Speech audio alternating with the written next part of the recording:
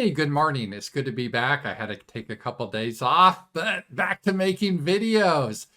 And I saw this story, and my initial reaction was, okay, this is a troll, kind of a mean-spirited troll, but kind of funny. Maybe from something you would years ago see on The Onion or now the Babylon Bee, but it's not real. But people said, no, this is real. I'm like, no, it can't be. And I checked it out. Yeah, and it's real. I have the link, and I can't include links on YouTube for whatever reason. They call it spam, but it's from Yahoo, and I'll read a section here. The Buffalo Bills announced on June 18th, the organization is thrilled to sponsor the National Gay Flag. And you got to be careful. I'm on YouTube, so I said the word flag with the L. With the L. Football League, the NGFFL, is starting a new chapter in Buffalo. As a nonprofit organization, the NGFFL strives to foster social connections, I bet, and to promote the enjoyment of American flag. And again, flag with an L. I don't want to get into trouble. Football. We are thrilled to bring an inclusive flag, and again with the L, football to Buffalo with the support of the Buffalo Bills. This exciting addition joins 27 other cities and over 4,000 players, including straight allies. I'm an opponent.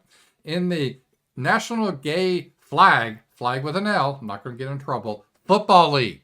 The NGFFL Commissioner Joel Horton said, per the official press release.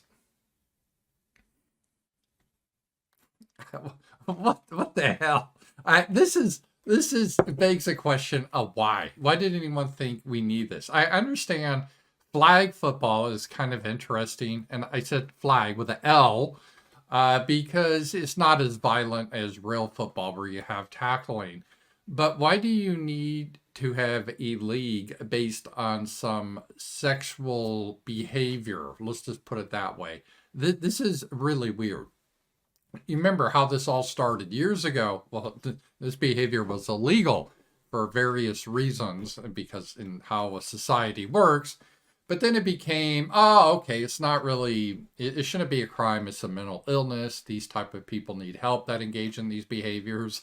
It's not natural. And then it became, well, no. Let's not classify it as a mental illness.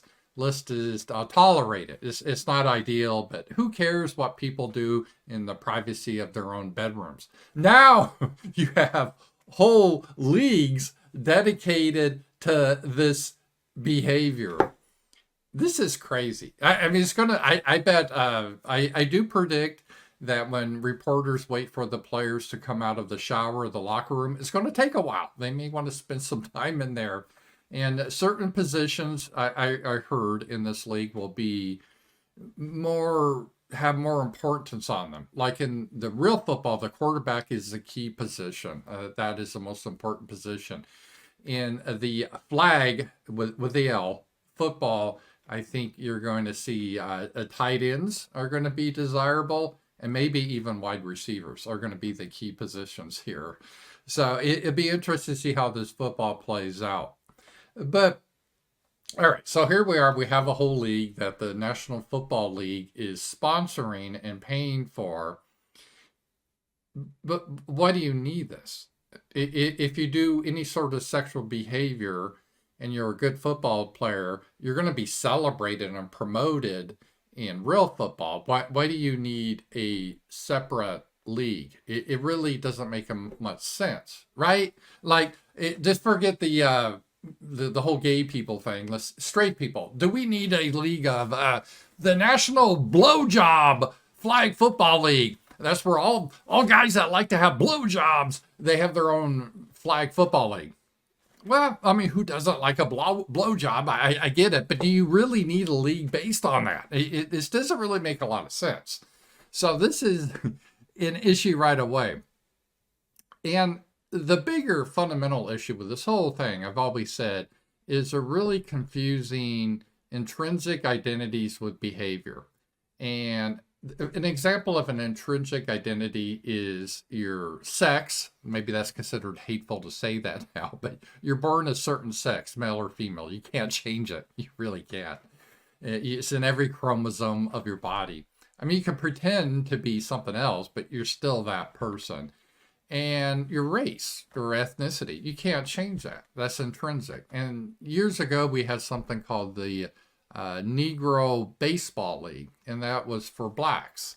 And that's intrinsic because they weren't allowed to play in the regular baseball, so they had their own league, which kind of made sense because it's an intrinsic behavior. It's who they are. Whereas a behavior is very malleable. It doesn't define you intrinsically what you do. And this is the biggest problem we have with this whole thing is you're taking behaviors that can change. And you have a lot of situations, people they engage in one sort of sexual activity, then years later they do another. So it's not you're born this way, it's a behavior you do. Now I'm on YouTube, so I won't debate if the behavior is good or not. The official United States position and all the media and all the corporations is the most wonderful behavior ever. It's just, this is what we stand for as a country. Well, our ancestors thought otherwise, but nevertheless, it's not intrinsic. It's something you do. It would be like, for example, having a national thief flag football league. So people that are thieves, they can get together and play football. Well, being a thief is not intrinsic to your identity. It's a word we use for people that steal, but if you don't steal, you're not a thief, right? It's not intrinsic. Where being a man, no matter what you do, you can dress up like a woman, you can pretend you're a dog, you can do whatever, but intrinsically you're a man. The same with your race. You can't change your race. You're intrinsically your race, white, black, or Asian. That's a fundamental quality. So a lot of the problems we're having here with all these type of identity politics are based on a fallacy and a misunderstanding of really what constitutes a person versus your behavior versus your intrinsic identity. And to create a league based on behavior, which could change, is really strange because I guess this is the gay football league. Does that include lesbian, transgender? How about bisexuals? They just get to play half the time? How does this exactly work?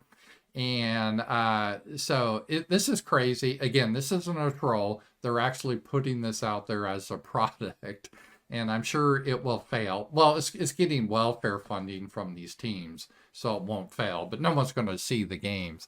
And then they'll blame homophobia. That's the reason. Yeah, right. Talk to you guys later.